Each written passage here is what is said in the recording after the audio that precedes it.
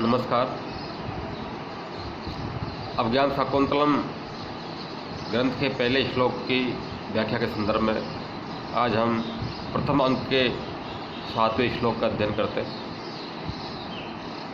पूर्व प्रसंग में आपको बताया कि पहले अंक में नट नटी के निकल जाने के बाद पर्दे पर दुष्यंत प्रवेश करता है, धनुषधारी दुष्यंत प्रवेश करता है, जिसके रथ को उनका मित्र विदूषक चला रहा होता है सारथी के रूप में।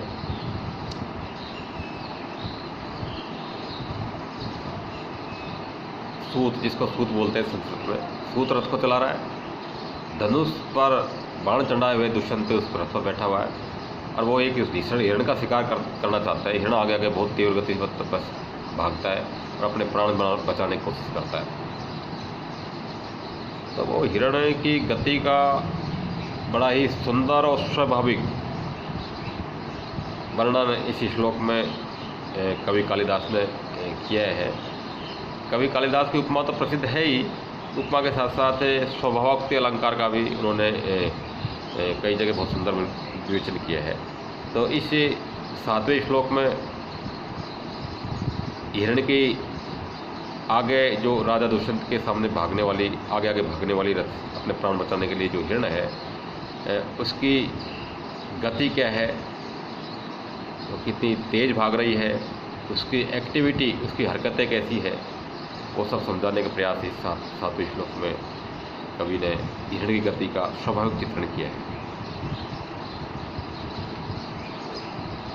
ग्रीवा भंगाभिरामं मुहुरोनुपतिति संदिने बद्ध दृष्टि पश्चार्धेन पृष्ठः सरपतन भयात भूयसा पूर्वकायम दर्भेरार्धावलीढ़े श्रम विव्रत मुखभ्रंसे भी कीर्ण वर्तमा पश्योदग्रप्लुतत्वात् पियेति बहुतरम स्तोकमुर्व्याम प्रयाति। कवि सारथी इस श्लोक में राजा से कहता है, राजा सारथी से कहता है कि हे सूत, देखिए, इस हरिण के द्वारा हम बहुत आगे तक ले आए गए हैं। ये हिरण बहुत तेज़ गति से भाग रही है, हम इसका शिकार करना चाहते हैं, लेकिन हिरण हमारे हथिया नहीं रही है, हम इस तक पहुंच नहीं पा रहे हैं, इसका शिकार नहीं कर पा रहे हैं, बहुत दूर आ गए हैं। लेकिन इसकी गति देखिए कितनी तेज़ गति से दौड़ रही है, इसके हाव भाव चाल कितनी भयावह है, कितनी स्पीड से ये हवा के वेग से भग रही है। उसी हिरण के वेग का वर्णन करता हुआ राजा दुष्यंत सारथी से कहता है, और में देखिए, पश्य शब्द आप इस श्लोक के 4थे चरण के प्रारंभ में देखिए, पश्य। तो राजा कहता है दुष्यंत से सूत से सारथी से कि पश्य, हे सारथी, पश्य, देखो।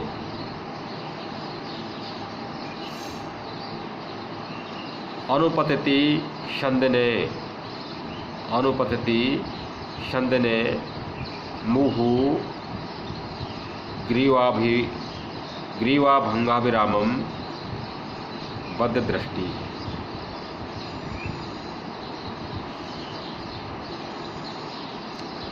अनुपतिति शंदने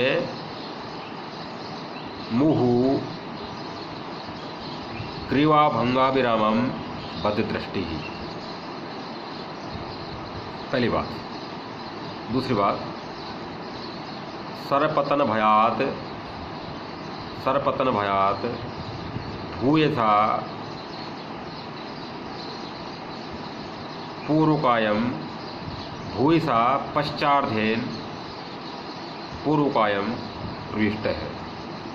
सरपतन भयात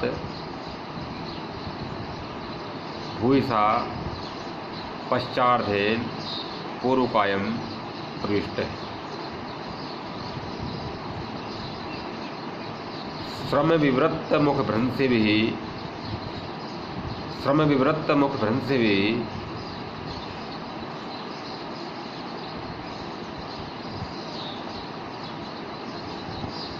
अर्धावलीढ़े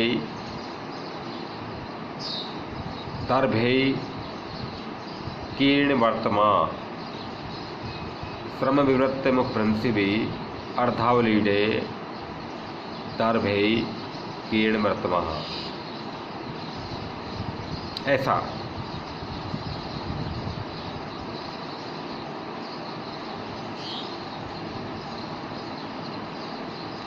यह जो हिरण उदग्र प्रोतत्वात् वियति बहुतरम उर्व्याम स्तोकम प्रयाति।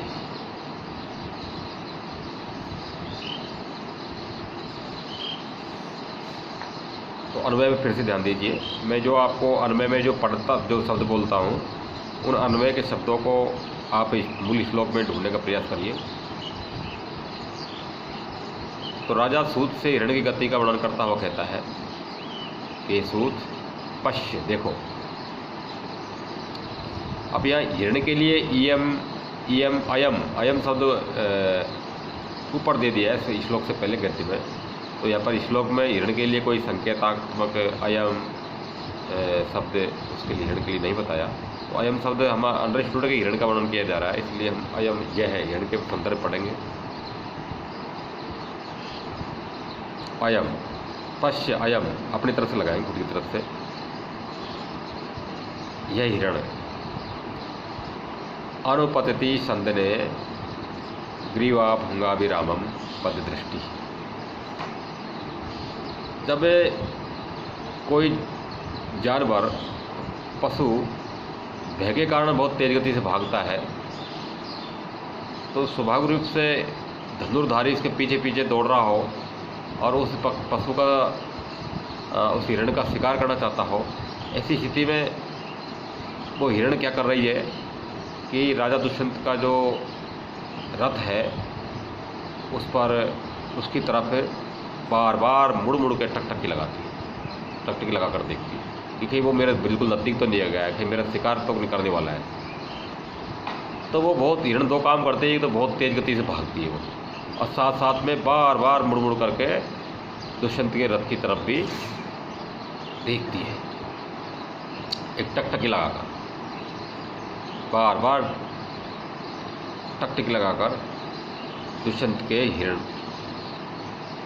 के रथ पर देखती है। उसी हिरण की इसी चेष्टा का वर्णन करता हुआ कवि कहता है कि यह हिरण अनुपतिति संधने, अनुपतिति संधने, अनुपतिति यानी पीछे दौड़ने वाले, संधने यानी रथ पर, ग्रीवा भंगाभिरामम, ग्रीवा यानी गर्दन को मोड़कर, अभिरामम गर्दन मोड़कर देखते हुए जो सुंदर, बहुत सुंदर लगती है, ऐसी हिरण बद्ध दृष्टि, बार बार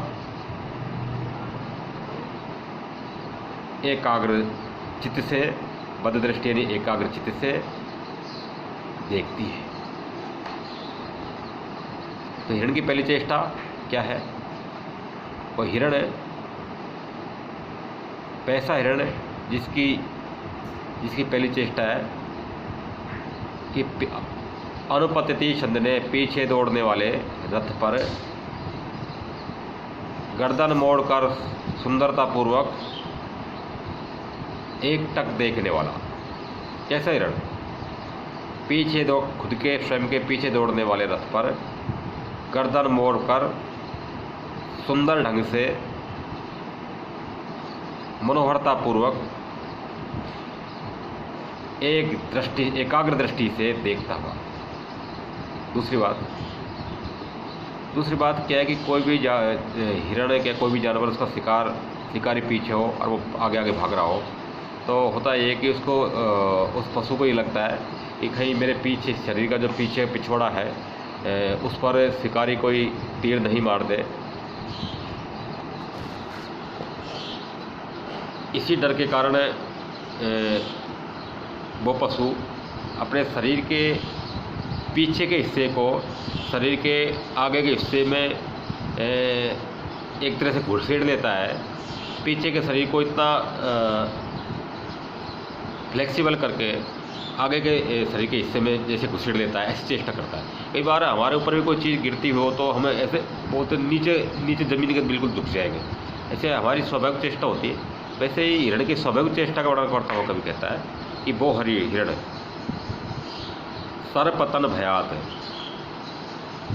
अपने ऊपर सर यानी बाण के, पतन यानी गिरने के भय से, बाण लगने के भय से, वो हिरण बाण लगने के भय से, भूषा यानी बहुत अधिक,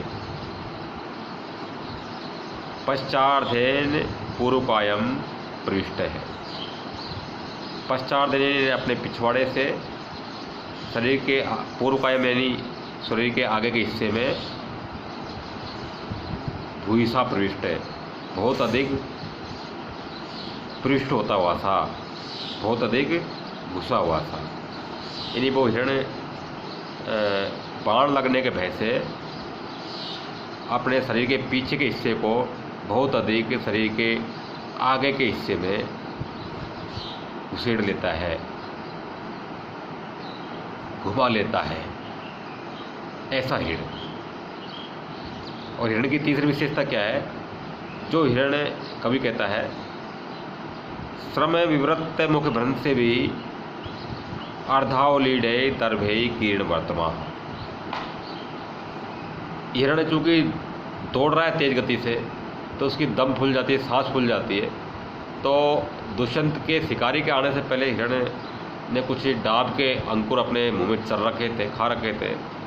तो उसकी जब सांस फूलती है तो डाब के अंकुर उसके मुंह में थे हिरण के में, वो डाब के अंकुर जैसे जैसे वो भागता जाता है वैसे वैसे वो उसके मुंह में से वो डाब के उसके तिनके ज़मीन पर बिखरते जाते हैं, गिरते जाते हैं। तो उसी हिरण की उसी दशा का वर्णन करता हुआ कवि कहता है श्रम विवृत्त मुख भ्रंश से भी, दौड़ने के कारण होने वाले श्रम यानी थकान के कारण, विवृत्त खुल गया है मुख जिसका, विवृत्त मुख यानी खुल गया है मुख जिसका, ऐसे मुख से भ्रंश से भी गिरने वाले, क्या गिरने वाले? अर्धावलीडे दर्भे, आधे चबाए हुए डाब के अंकुरों से, कीर्ण वर्तमान जिसका मार्ग पट गया है। अर्थात हिरण, बात इतनी सी है कि हिरण तेज गति से दौड़ता है, तो दौड़ने के कारण उसको थकान हो जाती है, थकान के कारण उसका मुंह, जो आदमी दौड़ता है तो नाक से सांस लेना कम पड़ जाता है, उसको मुंह भी खोलना पड़ता है, कभी कभार ऐसा होता है। तो हिरण का मुंह खुल गया है, तो उसके मुख से जो दौड़ने की थकान के कारण खुले हुए मुख से आधे चबा हुए डाब के अंकुर रास्ते में गिरते जा रहे थे। इसी बात का वर्णन करता हुआ कवि कहता है कि दौड़ने की थकान के कारण खुले हुए मुख से गिरने वाले अर्धावलीडे, आधे चबाए हुए डाब के अंकुरों से, दर्भे यानी डाब के अंकुरों से, कीर्ण वर्तमान पट गया है, कीर्ण यानी पट गया है, वर्तमान यानी रास्ता जिसका, ऐसा हिरण। उदग्र प्लोतत्वात्, ऊंची ऊंची छलांगे भरने के कारण, उदग्र प्लोतत्वात् यानी ऊंची ऊंची छलांगे भरने के कारण, व्यति बहुतरम आकाश में बहुत देर तक, किंतु पूर्व्याम स्तोकम प्रियाति जमीन पर कम समय के लिए पैर टेकता है। हिरण की छलांगे इतनी लंबी लंबी होती है, इतनी ऊंची ऊंची होती है कि हिरण जब तेज गति से भागता है तो वो ज़मीन पे तब बहुत कम पैर टेकता है और आकाश में बहुत उड़ता है, ऊपर ऊपर उड़ता है। उसी बात का वर्णन करता हुआ कहता है कि ऐसा हिरण जो अपने पीछे, हिरण की तीन बात बताते हुए अंत में कवि कहता है कि इन तीन विशेषताओं से युक्त हिरण ऊंचा उछलने, ऊंची ऊंची छलांगों के कारण आकाश में बहुत देर तक टिकता है और ज़मीन पर बहुत कम समय के लिए पैर टेकता है। इसलिए ये बात कवि कहता है। तो हिरण की पहली विशेषता क्या है? अनुपतिति छंदने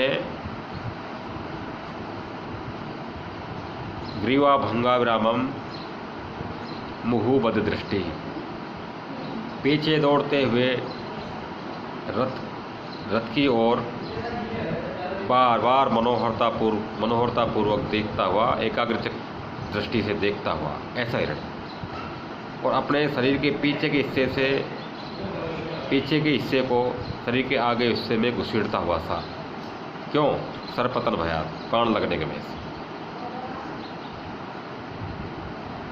दौड़ने की थकान के कारण खुले हुए